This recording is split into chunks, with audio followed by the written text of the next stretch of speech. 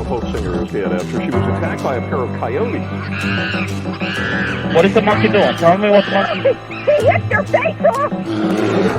We actually have a trainer in the water with one of our whales. If I show weakness, if I retreat, I may be hurt, I may be killed. Baby Azaria Chamberlain was taken by a dingo back in 1980. Welcome back to Man It Is, the only true crime podcast on the internet where all the killers are real animals. I'm your host, James, although I don't like my name, so I'm thinking I'm trying something else. How about Jimmy Pickles? Nope, that's worse. Anyway, welcome back. This is part 2 of North American bear attacks, otherwise known as bears and bloodshed in North America, or something else sensational. Before we kick off, I just want to say thank you to someone. I forgot to do this a couple weeks ago. Got a very lovely message from a beautiful soul named Kevin, who I believe is from the US but has spent some time in Australia, just saying that he enjoyed the podcast. So thank you, Kevin. I appreciate that feedback. Yes, hope you're well. Thank you for reaching out. If you are listening and you want to reach out, feel free to. I don't have much going on. That's a lie. I'm extremely busy, but I do enjoy a pick-me-up every now and again. So thank you for that. Now, where we last left off in our bear attack series, we had gone from, I believe, the 1780s all the way up to the 1900s, and we talked about some really interesting bear attacks. We also made a discovery that a lot of these entries on this list have links I can click on that will give us additional information, including newspaper articles from as far back as like the early 1900s. And there's also a book called The Bear Almanac, which has a lot of this, which I think is like the basis for a lot of this list. So we can go through anything we find particularly interesting. We can go through and click on it, read the source article, see if we can get a little bit more information on it. So that's what we're going to do today, guys. Strap on in. We did about 25 minutes of bears last week. We'll try to do the same thing here. It would be great if we could make this a 3-parter, but let's not try and stretch it on purpose. So maybe we'll go from, to the 1950s, because as we get closer and closer to the present day, for obvious reasons, there's more stories about bear attacks because it's reported more, and the list gets thicker and thicker and fuller as we go on. So that's what we're going to do now. So let's get back to our list. Now, where we last left off, we had covered 3 bear attacks that occurred in the 1900s, including the death of a 1-year-old baby that was attacked at an old-style theme park, I believe, as well as 3 children aged 3, 5, and 7 who were killed in West Virginia. So we have finally had our finally, like I was looking forward to it. We've had our first children on the list. We've had our first female on the list. We've had some really old people on the list. The majority of these places, bear attacks occurred in California. But as we go through, I think that we're starting to get reportings from more and more places. So our first story, this one is interesting. We don't have the name and we don't have a date. It's just alleged bear attack. This is from the 1910s. It's a brown bear attack. There is an alleged bear attack that occurred, unknown date, but it was before February 1914. It occurred in Helena, Montana. On the 14th of February 1914, in the mountains of Jackson's Creek, 10 miles south of Helena, Montana, a prospector named Pierce reported that he found the skeleton of a bear with a bullet wound in its skull, along with the dead skeleton of a dog. It would have to be a dead skeleton, with the skeleton of a dog and faded bits of a woman's dress in the bushes. Pierce did not find the body of a woman, but believed that the bear had been shot by a female berry picker after the bear had torn the woman's clothing and that the dog had attacked the wounded bear, in which it had killed the dog. Pierce had been prevented from looking for any human remains by a recent snowfall, not decent. I was thinking that was a weird choice of words, like very judgmental of the snow. Anyway, this story was reprinted in a longer version as Woman Killed in Battle with Bear by other newspapers. There are references here I could click, but I don't think this is that interesting. Maybe later. We'll go back. Our next story occurred on the 8th of September in 1916, so 2 years after this, roughly. Frank Welch, 61-year-old male, was killed by a wild bear in Yellowstone National Park, Wyoming. Welch was killed at a camp near Sylvan Pass while carrying a load of hay and oats. Men from the camp killed the bear with a dynamite trap. That Well, we're going to have to look that up. That's crazy. Wow. Okay, dynamite trap. Okay. This link has taken me to slate.com. Oh, interesting. I believe this article is talking about a recent bear attack, which we won't go into, but I'll see if I can find references to a dynamite trap. Huh. Let's do a good old Control F, look for dynamite. Here we go. Okay.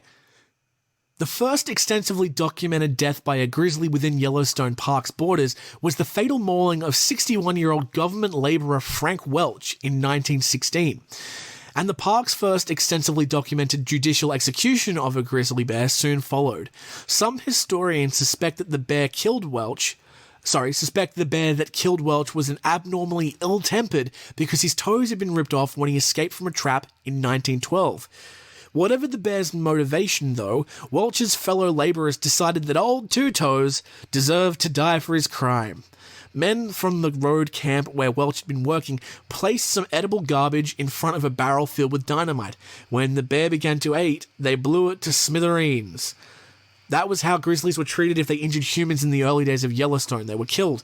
This is obviously part of a bigger article, but still very interesting. So that's what they mean by a dynamite trap. They just mean a barrel filled with garbage and explosives. I love old people. They're just so creative. It's like a bunch of toddlers who have that same mindset. Okay, we're moving forward. Now, we've gone into the 1920s. 1920s, bear attack. Okay, brown bear attack. Let's go through these three first. Joseph B. Frenchie Durrett was a 60-year-old male who was attacked by a brown bear on June 12, 1922 in, Absaroka Beartooth Wilderness, Montana. That's a very appropriate place to get attacked by a bear. Durrett was attacked and partially devoured by a huge grizzly bear. Durrett crawled 1.5 miles, which is 2.4 kilometers for everyone else in the world listening, back towards the ranch and died in Frenchie Meadow on Slough Creek. That's sad, Frenchie. Our next victim, Percy Goodair. More like Percy Bad Air because he's dead. Hey, this is a long time ago. I feel like that's allowed. Percy Goodair, 52-year-old male, was killed in Jasper National Park in Alberta in Canada. Goodair, a Parks Canada warden, was killed by a bear when patrolling in the Tonquin Valley on September 12, 1929. Not that interesting of a story, but still sad. Let's move on.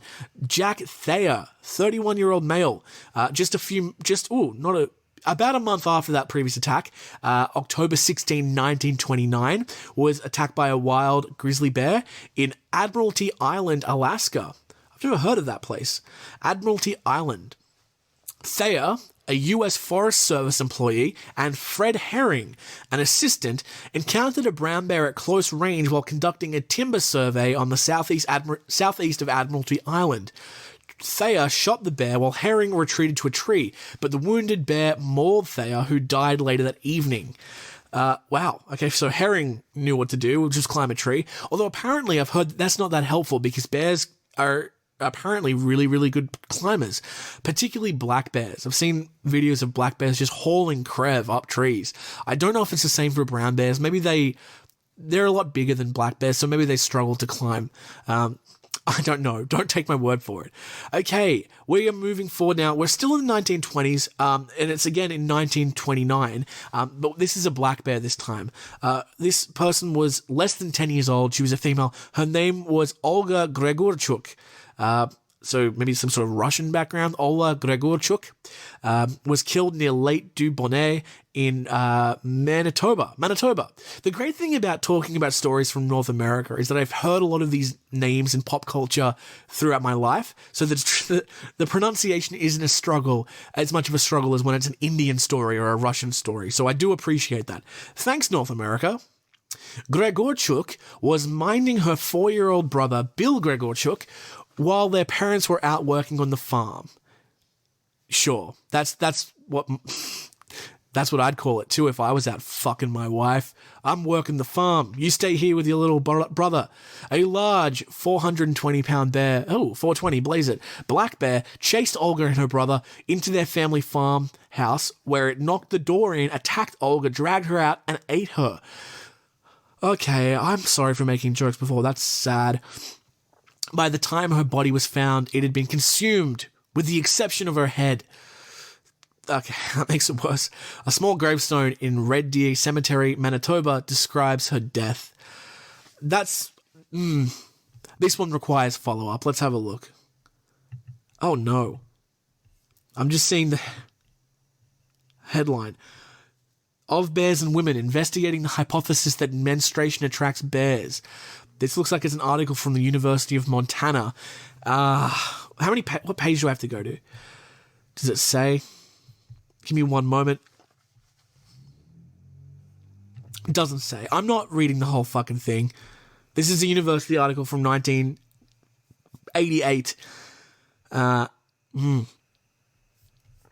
I'm not reading this whole thing. There are periods attract bears. That's all I can think of when I read that. Okay. Into the 1930s. Our list is getting longer and longer for every decade that we pass through. There are quite a few entries. Again, only black bear and brown bear so far. Polar bear, not yet, but I think there are a couple on this list. So our first attack that we're going to talk about that occurred in the 1930s was Emerson Joyce, who is a 6-year-old male. He was attacked and killed, was attacked on June 2nd, 1930 in Watertown, New York. This is a black bear attack. The female black bear, who recently had her cubs taken away, killed her feeder Joyce. This occurred in the John C. Thompson Park Zoo. Yep. If you take anyone else's kids away, they'd beat the shit out of you, so I don't know why you'd expect it different from a bear. Our next victim, Peter Matthew Ryan, was aged 5 years old when he was killed on October 9th, 1932 in Albion, New York. This was a captive bear as well. Ryan was attacked after trying to get a close look at a pet bear. The bear was tied to a fence at Mount Albion Cemetery after a truck transporting it broke it down. Oh, wow. That's just unlucky, I guess. Imagine if you were at a cemetery there, like visiting your dead great-grandmother or something like that, and there's a freaking bear. I would want to pat the bear too. Poor kid. Jesus. Okay, another kid. God damn it. Another one. That's 3 in New York in a row in the 1930s. Grant Taylor was an 11-year-old male, was attacked on October 2nd, 1933 by a captive black bear in Brookhaven, New York. This one seems to have quite a bit of information, so here we go.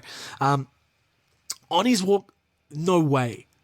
On his walk home from school, Taylor stopped to feed an apple to a bear tethered in front of an inn. What the fuck are we doing? This is New York. I know, I get that New York isn't just like New York City, but it's still regional enough that I wouldn't be expecting to see bears tied up. This is less than 100 years ago too. There was a bear tethered in front of him. He tried to give it an apple. The bear mauled Taylor and crushed him against the wire cage. Motorists stopped and used sticks and stones to try and separate the bear from Taylor.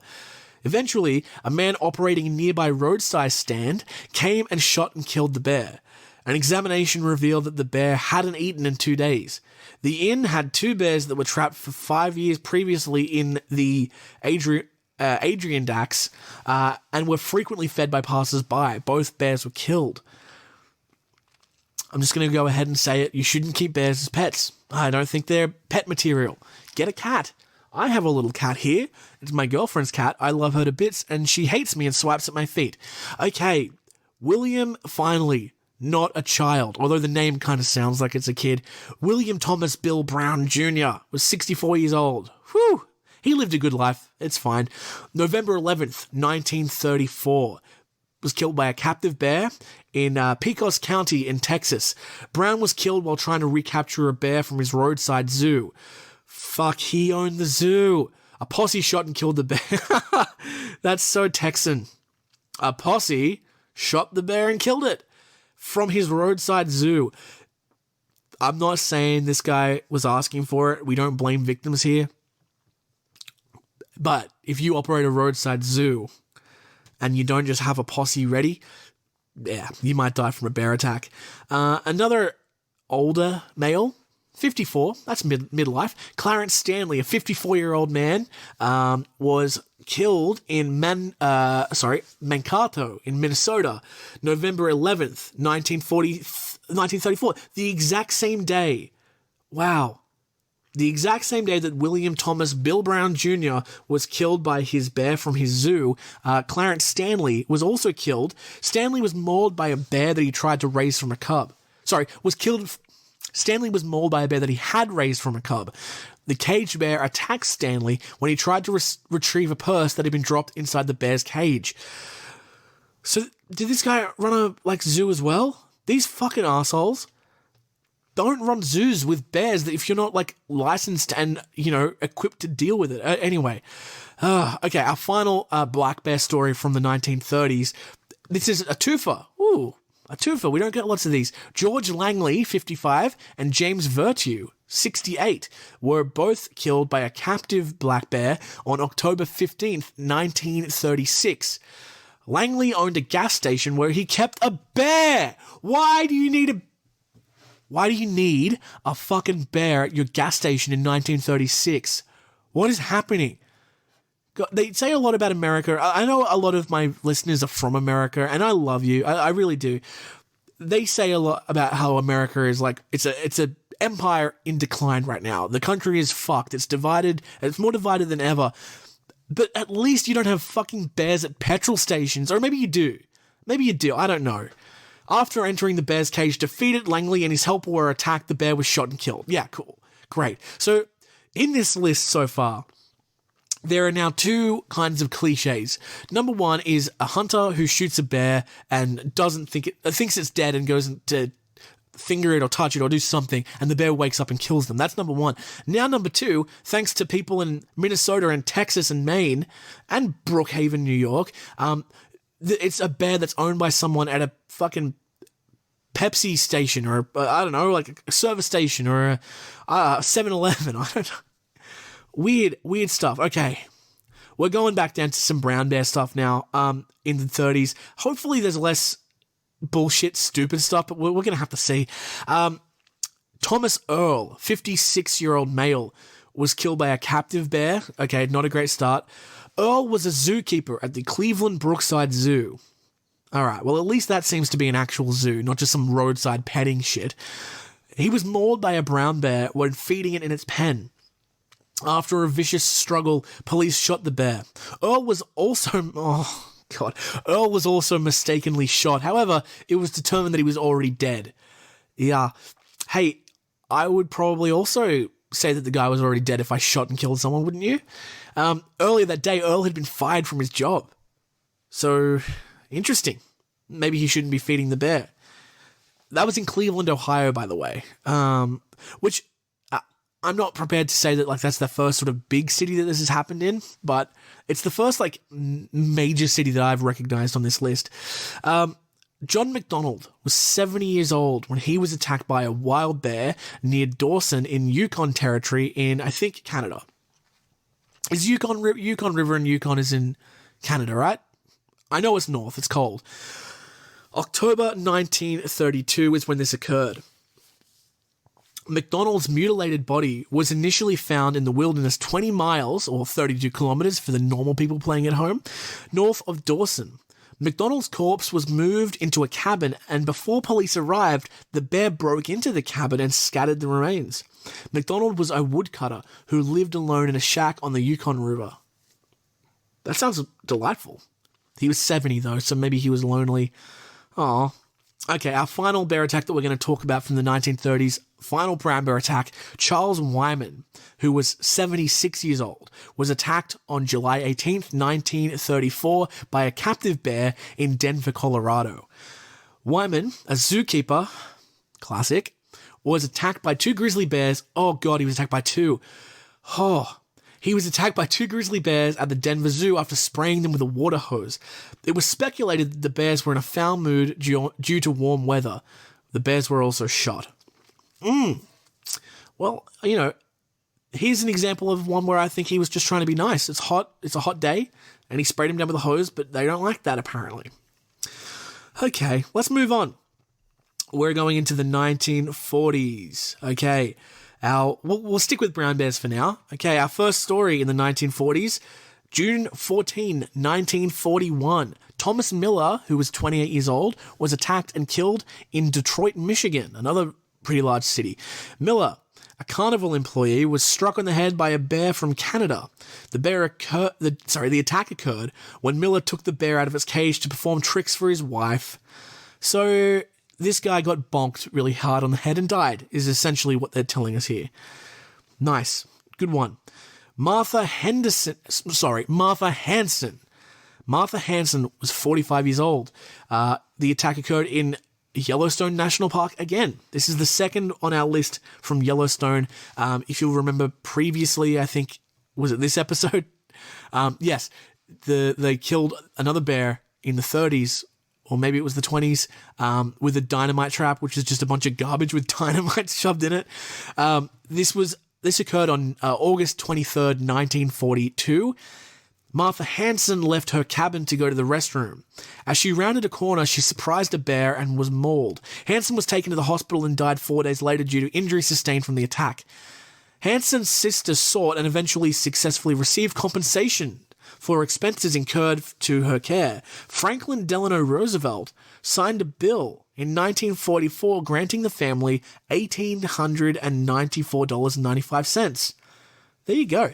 That's not only is that the second president that we've had mentioned in this series, but the second Roosevelt, because Teddy Roosevelt commented on the death of one of our victims in the previous episode as well. There you go. That is interesting. Wow. She died, unfortunately. Very sad. Richard Haverman. Will you have a man?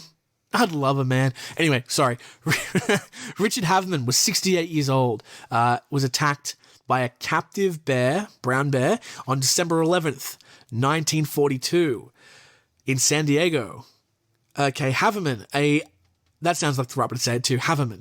Haverman was an animal trainer who was attacked by a Himalayan brown bear at the San Diego Zoo.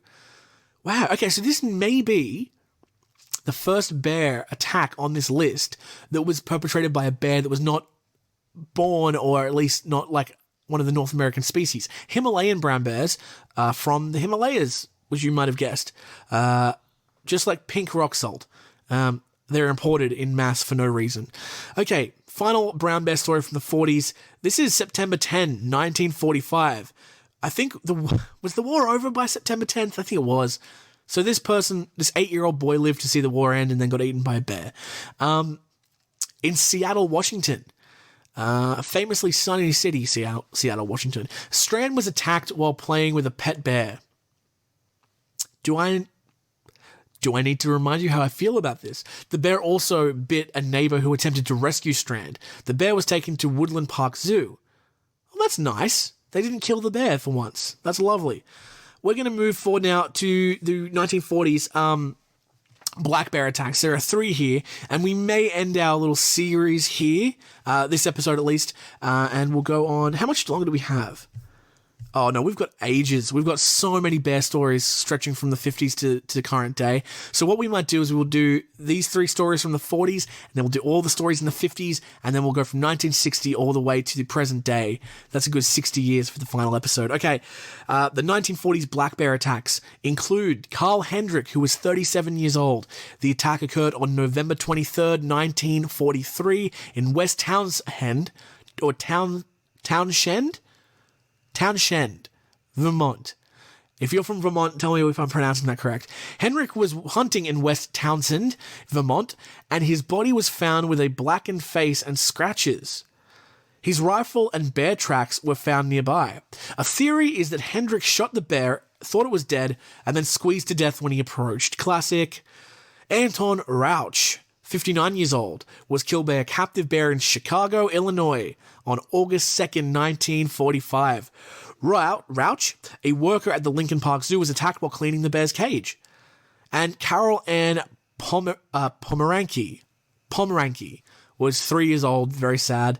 On July 7th, 1948, in Marquette National Forest in Michigan, Pomeranke was taken by a bear outside of a home on the Merak National Forest, now known as the Hiawatha National Forest in Michigan. She was dragged for 91 meters, which is 100 yards. The bear was tracked and killed. Yeah. A lot of these guys, like the older guys who run these weird zoos, I have like less sympathy for, but the children who are just in their houses or just playing outside and get taken by a bear, obviously that's very sad and super devastating. Okay, let's go into the 50s and let's try to pick one of these that's interesting enough for us to do a follow up through one of the sources that they've included here. Brown bear attacks in the 50s. Willie's McBride? Question mark? We don't know the age, but was a male. September 19th, 1955. Near Eureka, Alaska, McBride was mauled while hunting alone. The bear was not found. Paul Lemery, a 28-year-old male, October 9th, 1956, was killed by a captive brown bear in Libertyville, Illinois. Lemery, an animal trainer, was attacked when taking a bear out of its cage. He was preparing for a television appearance with the bear. There is another story that happens later on, and I did want to cover it. I think the bear's name was Rocky, but a similar bear doing a TV appearance attacked its trainer as well. Kenneth Scott was a 29-year-old hunter who was attacked by a bear on the 22nd of October 1956 near Augusta, Montana. While elk hunting, a hunter in Scott's group was attacked and the bear was shot and wounded. When they went back in to kill the bear, Scott's gun jammed and the bear mauled him. The bear was later killed by another hunter.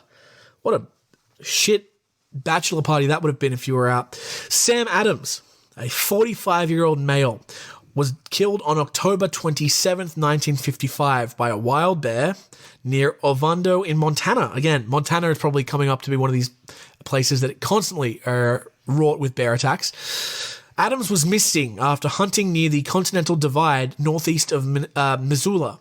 His rifle was found smashed into 3 parts. Laboratory studies showed evidence that Adams was in a fight with a bear, which was described as probably a grizzly. I think I'm going to see if I can find the article on that one. That sounds interesting. It's a newspaper article from 1959 in the Sarasota Journal. Okay. Hunter loses death struggle with hungry bear. Sorry, these articles are so hard to read. Okay, great. Okay. This is the article from the, what did I say it was? The Missoula something? Doesn't matter. I'll find it. Okay. Missoula, Montana. Authorities have made laboratory studies today of evidence that a missing hunter was killed and eaten after a battle with a bear, probably a grizzly. Mute evidence of the struggle was found by a search party in a mountain meadow near Ovando, high on the western sorry, it's very hard to read. Western slopes of the Continental Divide northeast of here. It may solve the mystery of what happened to Sam Adams, who was about 45 years old, of Missoula. He vanished last October 27th while hunting with 2 companions. His friends, Ed Hodges, 40 years old, and Calvin Trusty, 52 years old, both of Missoula, led the search party in the area when the 3 hunters had to split up. Heavy snow prevented earlier searching.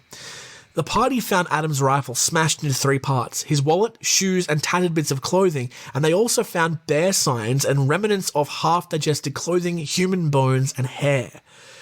The shoes were scarred with teeth marks. Evidence of the battle was strewn in a 50-foot circle. Special Deputy Charles Schmildeck, head of the Missoula County rescue effort, constructed this story with the evidence. It looks like Adams wounded a bear. He used all but 2 cartridges in the battle, but was hurt. He apparently crawled along a log and tried to light a fire to get warm. He removed... How do I read this? He removed the shoelaces, probably to use as a tourniquet. Then it looks like he fired his last 2 bullets to summon aid. Like as a flare. Then the bear reappeared, and Adams used his gun as a club. Schmildeck, great, said the enraged animal either devoured the body on the spot, bones and all, or dragged most of the... And I'm going to stop here because a lot of the article is now blurred out, but I'll do my best. Schmieldek said the enraged animal either devoured the body on the spot, bones and all, or dragged most of the bones out of the den, buried them. He pointed out that it was close to hibernation time when Adams disappeared, and the evidence indicates activity that Adams was killed and eaten in a wild battle with a hungry bear, Schmieldek said. Well, there you go. It's nice to get a little bit of extra information on these people.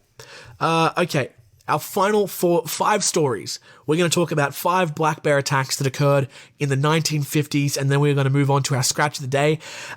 Robert Huckins, 18 years old, was killed on September 19th, 1952 by a captive black bear in Crawford Notch State Park in New Hampshire. After feeding a bear in a cage, Huckins was chased and killed. The bear also injured 3 other people and was eventually shot and killed with 13 gunshots.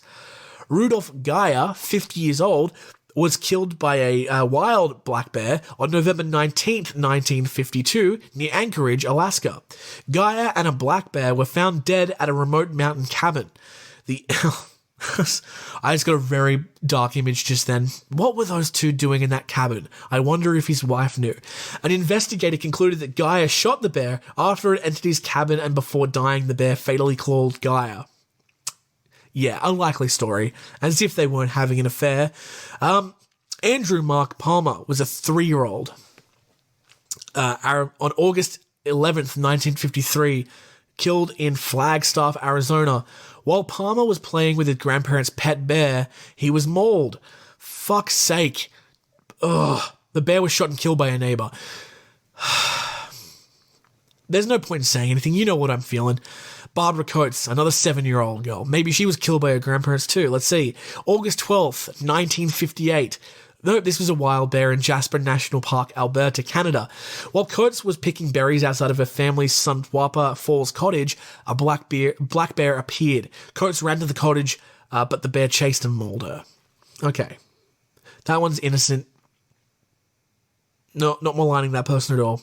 And our final bear story for today. Lyndon Hooper, 51-year-old male, was killed on September 6, 1959, near Cadomin in Alberta, Canada. This is a wild attack too. Hooper was fishing alone when attacked 20 miles out from Cadomin, Alberta. His mutilated body was found in a stream. 3 days later, a forest ranger shot a bear 0.8 kilometers from where Hooper's body was recovered. It was later discovered that the bear's stomach contained human hair. There you go.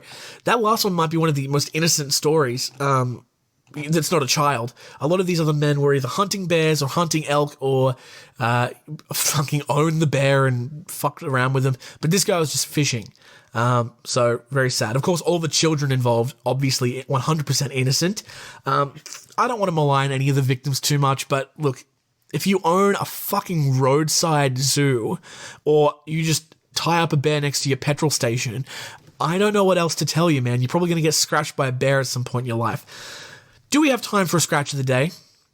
Look, we probably have a little bit of time. Let's have a look. What can we find? Ooh, this is an interesting one from Newsweek. This was published 2 weeks ago, but still interesting. Rampaging lone dolphin keeps biting swimmers.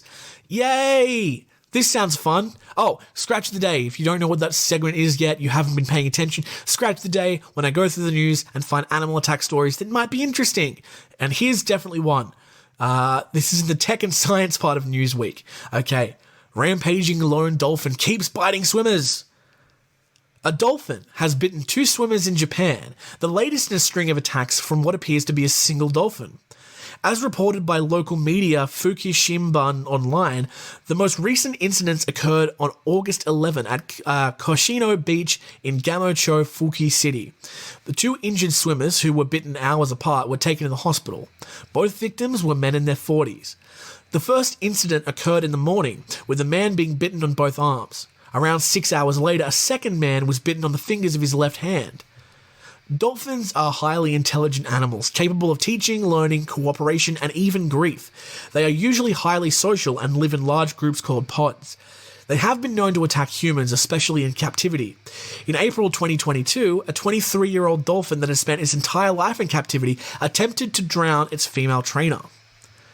They are also known to bite humans, both in captivity and in the wild, and to become hostile towards humans when they get too close. In 2019, 2 dolphins attacked a 10-year-old British girl at a swimming with dolphins experience in Cancun, biting and dragging her underwater, leaving her with cuts, bruises, and bite marks. Other dolphin attacks have been reported in the same area of Japan this year, leading to officials to suspect that they all may have been done by a single individual creature. The suspected dolphin was first spotted near the shore of a different beach in April, according to the Japan Times. It is thought that the public perception of dolphins puts both the animal and human at risk, as people treat them more like a pet than a powerful and potentially dangerous creature. People have this image of dolphins as cute creatures, but they are wild animals after all. Tetsuyo Matsuka, manager of Notojima Aquarium near the town of Nanao, told the newspaper the Asahi Shimbun, You should not go near them or touch them because they have sharp teeth. Attacks may be more common if the dolphin is made to feel unsafe or threatened, such as being handled in a way it doesn't like. We understand there are certain body parts that dolphins like touched, like the tips of its nose and its back fin, an official from the tourism promotion department told the Japan Times. Humans kill I was hoping we'd get to this. Humans kill a large number of dolphins each year, mostly as bycatch in fishing nets, but also during dolphin drives. These involve herding large numbers of dolphins into boats and killing them for their meat.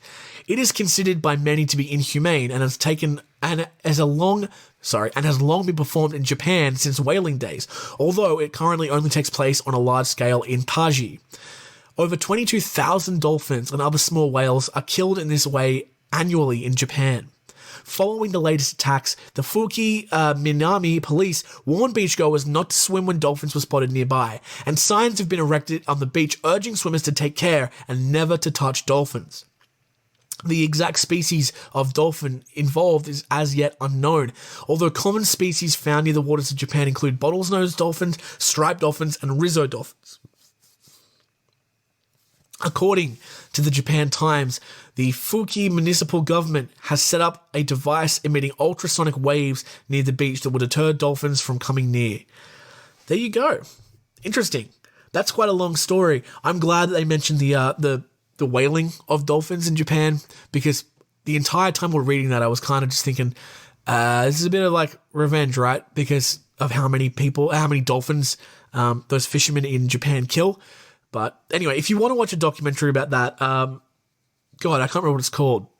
What's it called? Shit. There was a really famous dolphin documentary about, what was it?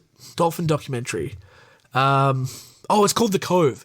Yeah, of course. If you want to know more about the Japanese dolphin driving catches and all that, yeah, look up The Cove. It's a really sad documentary. It's from 2009 and it made quite a splash, pun unintended, when it came out. You should also look at Blackfish, which is the story about Tilikum the whale that we looked at almost a year ago. Also, Seaspiracy is interesting as well. I think that's probably enough. I don't think we need to do any more Scratch of the Days. Please join us next week where we look at North American bear attacks part 3. We're going to go from the 1960s all the way to the present day and look at what is becoming a burgeoning list. It's absolutely bursting at the seams with blood and slaughter, so please join me for that. Thank you so much for joining me now. As always, you can follow me on social media. All the links to the bullshit is in the caption of this episode, wherever you listen to it. Haven't also done this for a while. If you would like to give me a 5-star rating on wherever you listen to this, please do. It helps me out, like, sincerely. It really does help. It takes 5 minutes of your day, but, you know, most podcasts don't have anyone review them at all. And the ones that do get a few, they get promoted to more and more people. It just helps me out quite a lot. So if you have the time, I'd love for you to just give us a little 5-star review wherever you're listening, or a 4 or a 3, whatever you actually think this podcast is worth. If it's a 1 or a 2, though, don't bother. Don't waste your time. It's fine. That'll do us for today. Thank you so much for listening. Thank you so much for sending in your suggestions. Thank you for sending in your feedback. Join us next week for part 3 of Bears and Bloodshed in North America. I'm James. Goodbye. Oh, and also, make sure you're extra careful out there this week because, as we've learned, it's a jungle out there.